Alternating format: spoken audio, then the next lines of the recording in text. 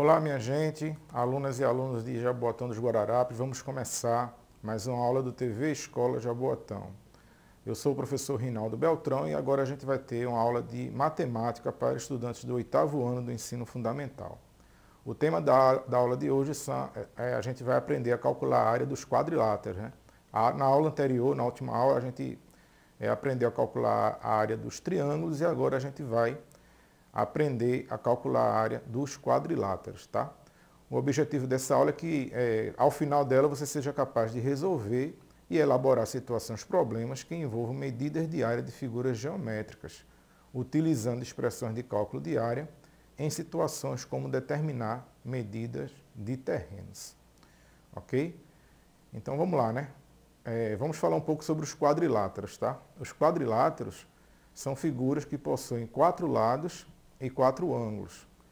E a gente vai ter basicamente 3 tipos de quadriláteros, tá certo? O primeiro grupo de quadriláteros que a gente tem é aqueles que a gente chama de trapézios. E a característica do quadrilátero chamado trapézio é que ele possui um par de lados paralelos, tá? Que é você imaginar um lado paralelo, são aqueles lados que se a gente fizer o prolongamento deles, eles nunca vão se tocar. Então, os trapézios ele tem essas características, ele tem apenas um par de lados paralelos. O segundo grupo de quadriláteros são os paralelogramos, que eles possuem 2 pares de lados paralelos. E aqueles que não possuem lados paralelos nenhum, a gente chama de quadriláteros irregulares. Então, a gente pode classificar os quadriláteros dessas 3 formas, tá? Pela quantidade de par de lados paralelos que ele tem. Se ele tiver apenas um par de lados paralelos, ele é chamado de trapézio.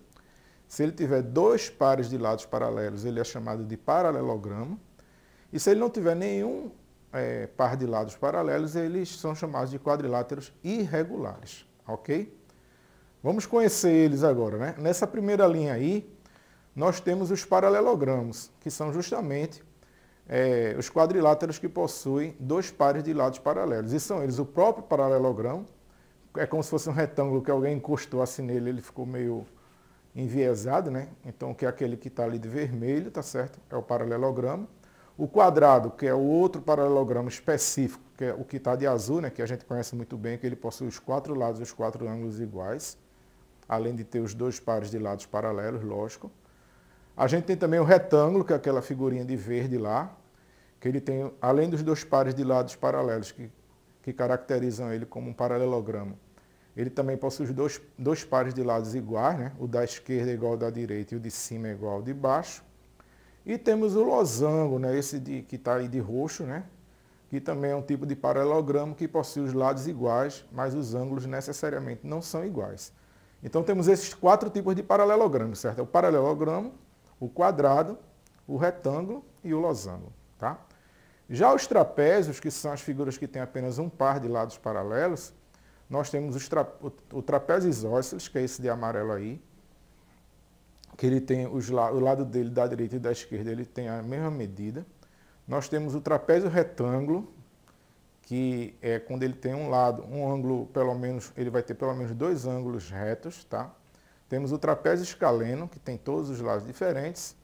E, por fim, temos um quadrilátero irregular, né? Que é o quadrilátero que ele não tem nenhum par de lados paralelos. Então, a gente pode dizer que tem esses 8 tipos de quadriláteros aí, tá? Vamos continuar, né? Agora a gente vai ver como é que a gente faz para calcular a área de cada um deles, que vai ter algumas pequenas diferenças, tá? Primeiro, a área do quadrado. A área do quadrado vai ser o L, o lado dele elevado a 2, tá? Então, se eu quiser calcular a área do quadrado, lembrando que a área é o espaço de dentro da figura geométrica, é só pegar o lado dele e elevar ao quadrado, tá? Essa é a fórmula da área do quadrado. Já a área do retângulo vai ser a base vezes a altura. Lembra lá, né, do que é base do que é altura lá da aula dos triângulos, né? A base é onde a figura está assentada, que é representada ali pelo aquele lado pela letra B minúsculo. E a altura é como se fosse o tamanho dele, né, que a gente está representando ali pela letra H. Então, se eu quiser calcular a área de um retângulo, é base vezes altura. A área do paralelogramo também vai ser base vezes altura, né? O cuidado que a gente tem que ter, que a altura do paralelogramo não é a medida do seu lado, né? Desse lado da esquerda, que ele fica meio enviesado assim, né? A altura vai ter que ser realmente o tamanho dele, né? Que é justamente o que está representado ali na figura por uma linha vermelhada, né? E a letrinha H, tá? Tem que ter cuidado quando a gente for calcular a área do paralelogramo. O losango, que é aquela figura que lembra um balão de São João, a pipa, né? A fórmula dele já é bem diferente. Vai ser a diagonal maior, que ele tem duas diagonais, né? A diagonal é esse segmento que liga um vértice ao vértice que está na outra extremidade. Então vai ser a diagonal maior multiplicado pela diagonal menor dividido por 2. Essa é a fórmula para a área do losango. E o trapézio, que existem vários tipos de trapézio, mas o que a gente vai usar a mesma fórmula para eles vai ser base maior mais base menor multiplicado pela altura dividido por 2. Então a gente tem que ter muito cuidado, né, que cada figura, cada quadrilátero, ele vai ter uma maneira diferente da gente calcular a sua área, né? A gente precisa conhecer todas essas formas para poder efetuar os cálculos corretamente, né? Vamos agora colocar isso em prática, tá? Então vamos lá para um primeiro problema. Observe o campo de futebol abaixo e determine quantos metros quadrados de grama precisam ser compradas para que ele esteja pronto para uma partida de futebol, que eu acho que o campo acabou ficando em cima da palavra futebol ali. Mas aí, ó, olha só, veja bem, se a gente está querendo colocar a grama no campo de futebol, logicamente que a gente vai ter que ocupar todo o espaço do campo, né? Isso é uma característica bem própria do cálculo de área, né? Que a área é o espaço interno de um polígono, né? E todo campo de futebol, o formato dele é o formato de um retângulo, né?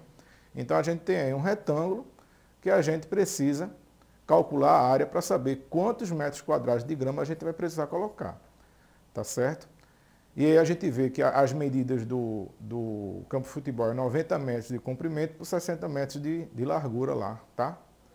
E aí, ó, a gente já identificou que essa figura é um retângulo, tá certo? É um quadrilátero chamado retângulo.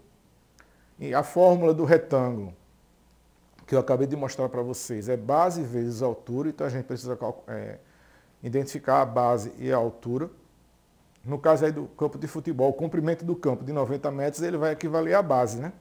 Que é justamente onde a figura, imaginando que esse campo seja um retângulo, é onde ele está assentado, né? E a altura vai ser justamente a sua largura. Então, a gente tem aí a base, que é o comprimento, 90 metros, e a altura, que vai ser a largura dele, 60 metros. E é só a gente aplicar direto na fórmula, né? Base 90, altura 60, então a área dele vai ser 90 vezes 60, e 90 vezes 60 é 5.400 metros quadrados. Lembrando sempre que a unidade de medida que a gente vai usar, a gente vai ter que olhar a unidade de medida do lado e vai elevar ao quadrado. Então, como cada lado ali está medido em metros, né? Então a área vai ser, a gente vai representar ele em metros quadrados. Então a resposta dessa questão aí será que eu vou precisar de 5.400 metros quadrados de grama para poder cobrir esse campo de futebol. Ok? Vamos ver mais um problema, né? Esse aí é um problema direto. Calcule a área do trapézio abaixo, né? Então você vê aí, tem um trapézio e agora a gente vai precisar calcular a área dele, né? O trapézio tem essa característica, né, que ele tem duas bases, uma base maior e uma base menor, e a gente também precisa saber a medida da altura para poder calcular. Então essa é a fórmula aí, ó.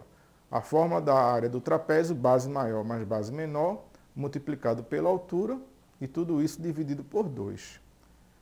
E aí, ó, a base maior está lá embaixo, né? É onde o trapézio está assentado, então é 6 centímetros. A base menor é 4, a altura é 3. Então vai ficar 6 mais 4, entre parênteses, multiplicado por 3, e tudo isso dividido por 2. 6 mais 4 é 10, né? Então vai ficar 10 vezes 3 dividido por 2. 10 vezes 3 é 30, dividido por 2 dá 15 centímetros quadrados.